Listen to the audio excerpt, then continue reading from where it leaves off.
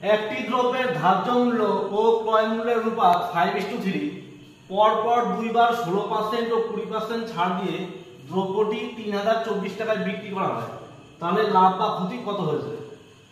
তাহলে আমাদের এখানে ধার্য মূল্য এবং ক্রয় মূল্যের অনুপাতটা দেওয়া আছে 5:3। তাহলে আমরা ধার্য মূল্যটা লিখলাম 5x আর ক্রয় মূল্য 3x, ঠিক আছে। তাহলে আমাদের এখানে সেলিং প্রাইসটা আমরা দেখব যে ধার্য মূল্যের উপর আমাদের প্রথমে 16% আর পরে 20%। তাহলে আমরা সেলিং প্রাইস সমান লিখতে পারি ধার্য মূল্যের উপর প্রথম 16% ছাড় মানে 84%, তারপর 20% ছাড়, তাহলে আমরা লিখতে পারি কি 80/100। তাহলে এখান থেকে আমাদের বিক্রয় মূল্যটা পাচ্ছি কত, আর বিক্রয় মূল্য আমাদের দেওয়া ছিল 3024। তাহলে এখান থেকে আমরা x এর মানটা নির্ণয় করব। তাহলে x এর মান আমাদের আসবে এখান থেকে কত, 900, ঠিক আছে।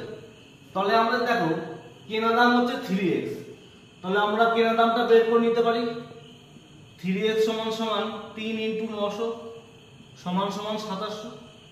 তাহলে কেনা দাম হচ্ছে আমাদের 2700 টাকা, আর আমাদের যেটা বিক্রয় মূল্য সেটা হচ্ছে 3024 টাকা। তাহলে আমাদের লাভ হচ্ছে, প্রফিট হচ্ছে,